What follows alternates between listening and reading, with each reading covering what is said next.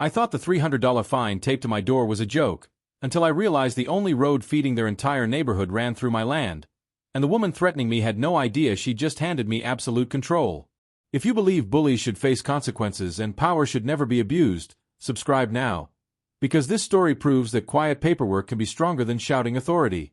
6 months earlier, my life had collapsed into boxes and silence. Divorce papers lay stacked on a folding table, splitting 25 years of marriage into neat legal categories that felt anything but neat. I was 52, exhausted, and done answering to people who confused power with noise. I wanted land, quiet, and something I could rebuild without permission. That was how I found the corner property in Willowbrook. 2.3 acres most buyers ignored because it sat awkwardly between the county road and a growing subdivision. When I unfolded the survey map, I didn't see an inconvenience. I saw leverage. The previous owner had been an old farmer who never sold to developers. He let the neighborhood grow around him, then walked away quietly, probably smiling at the thought of city people depending on ground they didn't own. I bought the property outright. Cash. No loans. No favors owed.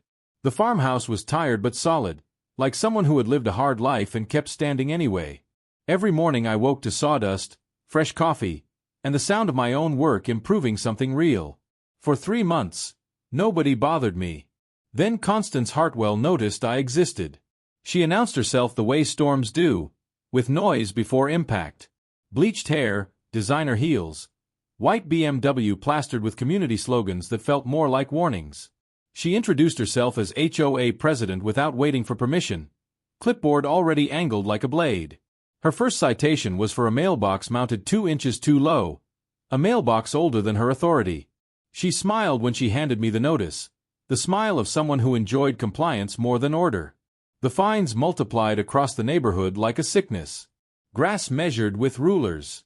Bird feeders labeled ecological threats. Cars deemed inconsistent with character.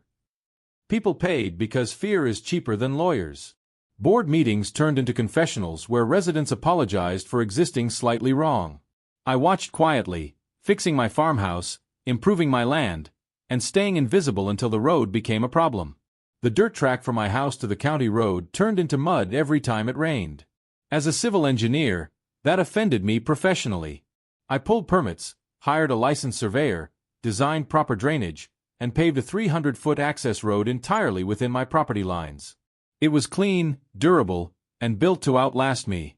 The smell of hot asphalt and the steady vibration of the roller felt like progress done right. Constance arrived the next morning. She waived the citation before I could say hello. $300 for unauthorized construction affecting neighborhood aesthetics. Her tone suggested she was generous for allowing me the privilege of paying. When I told her the road was permitted and private, she leaned closer and threatened to lean like it was a weapon she'd been waiting to use. That was the moment something shifted. Not anger. Clarity. I asked her how she planned to access the subdivision if I blocked the road. The smirk cracked. She asked what road. I told her the truth calmly. The only legal access connecting her 47 homes to the highway ran through my property. The easement. The one she'd never bothered to read. Her confidence faltered for half a second, then snapped back into place. She told me I'd hear from the HOA's lawyers. I told her I'd be reviewing the covenants. She left irritated, not worried, convinced intimidation would finish the job. That weekend, I went to the county records office, a building that smelled like dust and forgotten decisions. I read slowly, carefully, the way engineers do when failure carries consequences. The original plat from 1987 told a story no one else had bothered to finish. My lot was marked future commercial, excluded from HOA authority by a filing error that had survived 35 years unnoticed. Then I found the easement agreement. Ingress and egress. 50 feet wide. Conditional use. Annual maintenance fee owed to the property owner. $500 per year, starting in 1987, adjusted for interest. I sat there doing the math twice to be sure. 36 years. Compound interest. $7,500. While she threatened my credit over $300, her HOA owed me 15 times that amount. The paper felt heavier than it should have. Not because of money, but because of what it meant. Control. Legal. Documented. Undeniable control. I realized then that Constance Hartwell didn't understand land. She understood fear. And fear only works when no one checks the fine print. I left the records office knowing one thing with absolute certainty. She thought she was punishing me. In reality, she'd just given me the power to decide whether her neighborhood existed at all. The certified letter arrived on a Tuesday morning, wedged between my screen door and the frame like a threat that wanted to be seen before it was read. The return address said Willowbrook Homeowners Association in bold, officious lettering, the kind meant to intimidate before the envelope was even opened. I made coffee first. Experience had taught me never to read bad news without caffeine and patience working together. Inside was a masterpiece of bureaucratic aggression. The original $300 fine was still there, now joined by a $150 administrative processing fee and $75 for certified delivery costs. The total was $525, due within 30 days, or they would exercise their legal right to place a lien against the property. The language was dramatic, almost theatrical, as if they expected me to panic and write a check immediately. What struck me wasn't the amount. It was the assumption. They assumed I didn't know how liens worked. They assumed I didn't understand property law. They assumed I'd fold the way everyone else had folded. That assumption was their real mistake, because the moment someone underestimates you, they stop guarding their blind spots. Constance showed up again that afternoon, this time with backup. A thin man in a wrinkled suit stood half a step behind her, clutching a folder like a shield. She introduced him as the HOA Compliance Officer, a title that sounded important but meant nothing outside their letterhead. She repeated the demand, slowly, clearly, as if volume and repetition could create authority where none existed. I asked again for copies of the HOA covenant documents. Her smile froze. She told me lawyers weren't necessary. I told her I didn't need lawyers, just paperwork. The compliance officer avoided eye contact. Constance left irritated, heels clicking like punctuation marks at the end of a sentence she thought she'd finished writing. That evening, my neighbor Elena Rodriguez came by with a tray of homemade tamales and an apology she didn't owe me. She talked while her kids played in the yard, her voice low, careful, shaped by years of knowing when not to attract attention. She told me about the fines, the inspections, the warnings that came only to certain houses. Single parents, immigrant families, people without money for attorneys. Listening to her, something hardened in me. This wasn't about my road anymore. This was about a system that rewarded cruelty and punished silence. Constance wasn't enforcing rules. She was selecting targets. The next morning, I sent my own certified letter. 1 page. Professionally formatted. Polite. It referenced the ingress-egress easement, the unpaid maintenance fees, the statutory interest, and the total owed. $7,500. Payable within 30 days. Failure to comply would result in legal action and potential revocation proceedings under the easement agreement. I mailed it before breakfast. Constance called 18 minutes later. Her voice was tight, controlled, stretched thin over something sharp. She accused me of playing games. I told her it wasn't a game, just math and contracts. She said the HOA didn't owe me anything. I told her the county records disagreed. She hung up without saying goodbye. That's when the retaliation started. Within 48 hours, she filed a complaint with county zoning, claiming my driveway violated setback requirements. Never mind the permits. Never mind the inspections.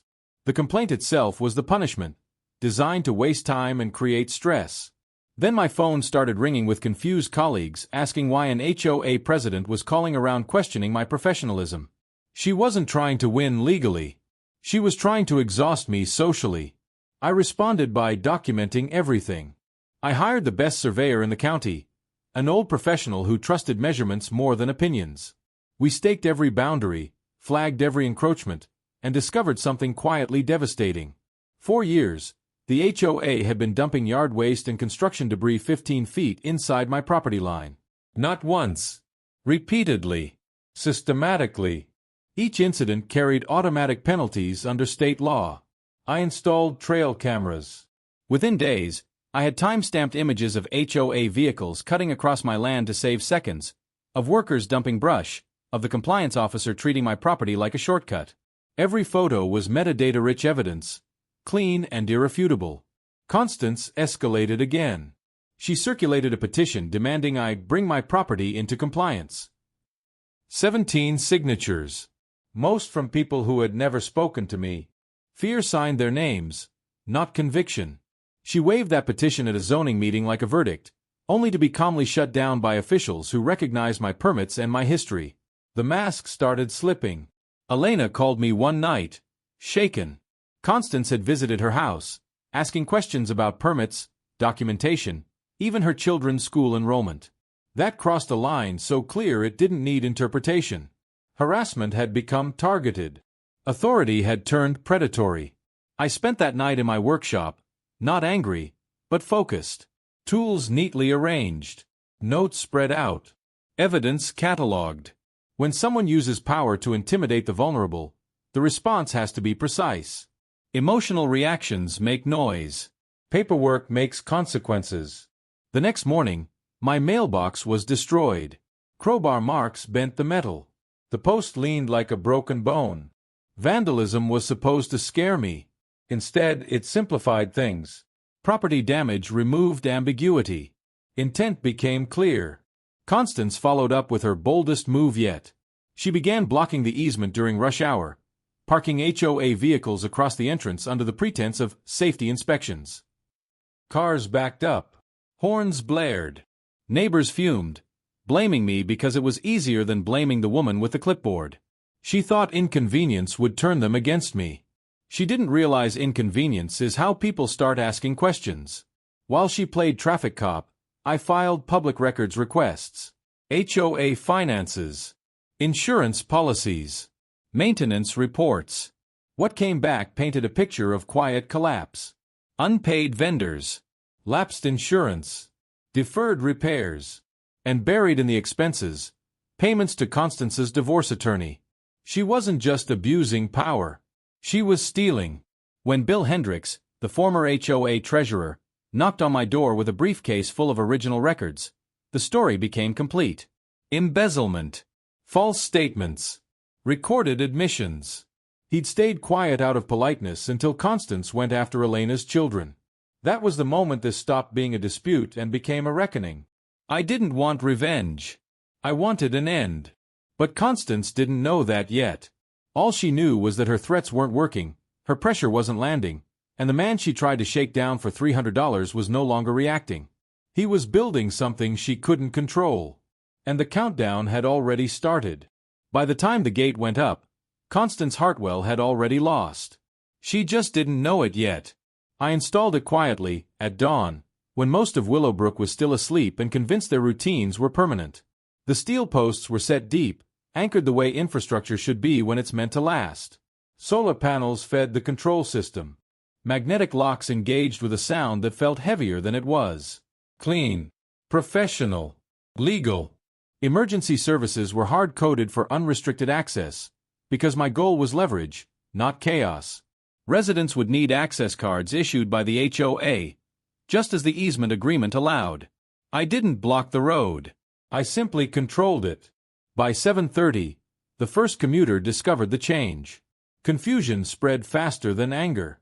People stepped out of their cars, phones in hand, reading the sign I'd mounted at eye level. Private property. Easement use monitored. Resident access via HOA. The morning air filled with exhaust, coffee, and the sharp edge of uncertainty. Constance arrived at 8:15. Her BMW skidded slightly on the gravel as she stopped short of the gate. She got out already yelling, heels striking pavement like gunfire. She grabbed the bars and shook them, testing strength with desperation instead of reason. The gate didn't move. German manufacturing tends to be unimpressed by tantrums. She accused me of extortion. I corrected her calmly. It was access management. She accused me of kidnapping a neighborhood. I reminded her that easements came with conditions, and unpaid ones came with consequences. She threatened police, lawyers, city council, anyone she thought might scare me. I drank my coffee and waited. What she did next sealed her fate. Instead of issuing access cards to residents, she refused. She told them no one would pass until her lawyers reviewed the situation. 47 families became hostages to her pride. Parents were late to work. Kids missed school. Elderly residents waited in cars while she made phone calls that went nowhere. By evening, the neighborhood was boiling. The emergency board meeting that night packed the clubhouse beyond capacity. The air smelled like cheap coffee, sweat, and years of suppressed resentment. Constance took the floor first, declaring the gate an act of terrorism, accusing me of abusing power, calling for emergency legal action. Then an 80-year-old widow stood up. She spoke softly, which made everyone listen. She explained how her grandson had driven 6 hours to visit, only to be turned away because Constance refused to issue an access card. She didn't yell. She didn't accuse. She simply asked why her family was collateral damage in a personal war. The room changed. People started talking. Not to the board. To each other. Stories poured out. Arbitrary fines. Threats. Selective enforcement. Financial secrecy. Elena stood and spoke about the harassment, about the questions asked about her children. Bill followed, outlining missing funds and unpaid bills. Each voice added weight, until Constance's authority sounded hollow even to herself. Local reporters arrived before the meeting ended. That's when Constance panicked. At 2:47 the next morning, she tried to sabotage the gate. The cameras captured everything. White pajamas glowing under infrared. Bolt cutters biting uselessly at reinforced conduit. Her breathing loud in the night as frustration replaced strategy. She didn't know the system had buried lines and backup power. She didn't know the footage was already saved in 3 places. By sunrise, I had evidence of trespassing, attempted vandalism, and criminal mischief. She escalated again. False police reports. Anonymous tips about suspicious activity. Claims of weapons, explosives, instability. Officer Martinez responded each time with professional patience, documenting the pattern instead of believing the accusations. When I showed him the footage, the reports, the financial records, his expression shifted from neutral to concerned. "This is harassment," he said. "And it's not subtle." Constance hired another lawyer with money the HOA didn't have. He lasted 1 meeting. The easement documentation ended his enthusiasm. Legal reality has a way of silencing theatrics. Then she crossed the line that removed any remaining sympathy. She called Child Protective Services on Elena. False allegations. Anonymous concern. The kind of move designed to terrify, not protect. The investigation was dismissed quickly, but the damage was done. Using government agencies to punish dissent is not a mistake. It's a choice. That night, I sat in my workshop surrounded by tools that only work when used correctly. I organized evidence, prepared timelines, and requested one final hearing with the county. Not to argue, to present facts. The meeting was scheduled for Tuesday. By 6:30, the county building was full. Standing room only. Cameras lined the walls. People whispered, not out of fear, but anticipation. I had spent 3 days preparing, not emotionally, but structurally. Slides, records, photographs, financial statements. Every claim backed by documentation. When the supervisor gave me the floor, I didn't raise my voice. I showed the footage of Constance at the gate. Gasps rippled through the room. I presented the financials. Silence followed. I displayed the easement agreement, the unpaid fees, the compound interest. Murmurs turned into anger, not toward me, but toward the woman who had ruled them through intimidation. Constance tried to interrupt. Accusations, conspiracies, personal attacks. The more she spoke, the worse it became. Authority drains quickly when exposed to daylight. Elena spoke next. Clear, steady, unafraid. She described the harassment, the CPS call, the fear inflicted on her children. Bill followed, detailing the embezzlement line by line. By the time he finished, the room wasn't divided anymore. It was decided.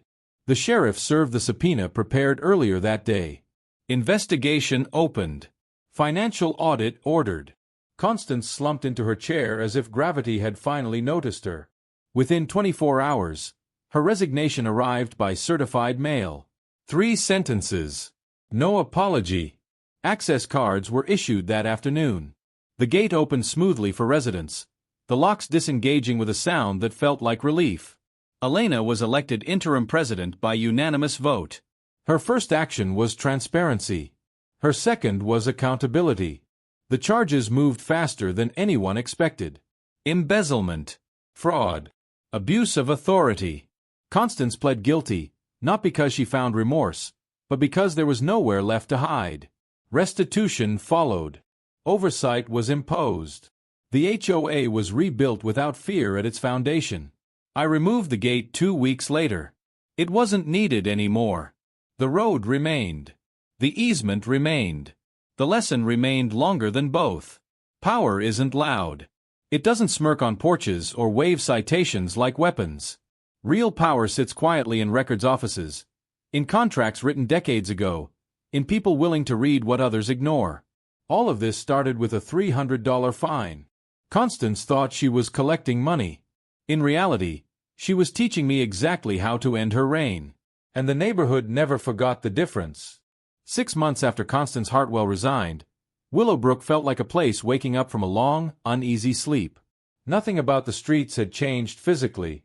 The same houses stood in the same rows, the same trees lined the sidewalks, and the same road still ran through my corner property toward the county highway. What had changed was the weight in the air. Fear had been replaced by something quieter but stronger: trust. The criminal case moved with the kind of efficiency that only appears when evidence is overwhelming and public scrutiny is relentless. Financial audits exposed years of embezzlement hidden behind vague budget lines and confusing reports. Maintenance funds had been diverted. Insurance lapses had been concealed. Vendors had gone unpaid while Constance reimbursed herself for administrative expenses that were nothing more than personal legal bills. When the charges were formally announced, nobody in Willowbrook was surprised. They were relieved. Constance pled guilty to fraud and misuse of association funds. There was no dramatic courtroom speech, no last-minute redemption. Just a flat admission and a restitution agreement that would follow her for the next decade. Watching the verdict felt less like victory and more like balance being restored. Gravity had finally caught up to someone who thought she could float forever. Elena Rodriguez became permanent HOA president 2 months later, elected without opposition. Her first meetings were almost uncomfortable in their calm. No shouting. No threats. No fines handed out like currency. Financial reports were projected on a screen for everyone to see. Questions were answered without condescension. Disagreements happened, but they stayed disagreements instead of becoming punishments. For the first time, people attended meetings because they wanted to, not because they were afraid not to. The recovered funds were used carefully. Outstanding bills were paid. Insurance coverage was restored. The roads that Constance had neglected were repaired properly. Potholes filled. Drainage fixed. The irony wasn't lost on anyone that real community standards finally mattered only after the person obsessed with them was gone. The scholarship fund was created quietly, funded entirely by restitution money. $10,500 each year for a graduating senior who demonstrated civic responsibility. Elena's daughter was the first recipient, not because of favoritism, but because she'd spent months documenting abuses when adults were too scared to speak. When she accepted the award, there were tears in the room, not because of money, but because courage had finally been rewarded instead of punished. As for me, my life settled into something resembling peace. I kept consulting work, but now it was different. People called me not just as an engineer, but as someone who understood how systems fail when power goes unchecked. I helped other neighborhoods review easements, bylaws, and financial controls before problems became disasters. I taught them the same lesson Willowbrook learned the hard way. Authority without transparency is just intimidation in a nicer outfit. Property values recovered faster than anyone expected. Word spread that Willowbrook was no longer a place run by fear. Real estate agents stopped whispering warnings and started highlighting the reforms as a selling point. Families who'd considered leaving decided to stay. New residents arrived knowing exactly how the HOA worked and what it couldn't do. The road remained exactly as I built it. Solid. Quiet. Unremarkable to anyone who didn't know its history. The easement fees were paid on time, every year, without argument. No one questioned them anymore. Contracts tend to earn respect once people understand they're real. Sometimes I walked that stretch of pavement in the early morning, listening to birds and the distant sound of cars heading toward work. I thought about how easily things could have gone differently if I'd panicked, paid the fine, or tried to outshout Constance instead of outlasting her. Bullies thrive on reaction. They collapse under documentation. The gate I installed as leverage was never put back. It sits disassembled in my workshop, a reminder rather than a threat. The true control was never the steel or electronics. It was knowledge, patience, and the willingness to stand still while someone else exposed themselves. Elena once asked me if I ever felt bad about how far it went. I told her the truth. I didn't enjoy watching a person self-destruct, but I slept fine knowing the destruction wasn't caused by resistance. It was caused by entitlement colliding with accountability. Willowbrook holds an annual community day now. Food trucks, music, kids running between tables without parents worrying who might get fined for it. People laugh openly about the old days, not because they were funny, but because they're over. The past has a way of losing power once it's named. Every now and then, someone new asks about the road. Why it looks better than the others. Why it feels different to drive on. I tell them it was built correctly, with planning and respect for what it connected. Roads aren't just about movement. They're about access, responsibility, and the agreements that make shared spaces work. This all started with $300. A fine meant to intimidate someone into silence instead handed him clarity. Constance Hartwell believed authority came from a title and a clipboard. She never realized that real power was already written down decades before she arrived, waiting for someone willing to read it. Willowbrook didn't change because a bully lost. It changed because people learned they didn't have to be afraid anymore. And that lesson, unlike any fine or citation, was permanent.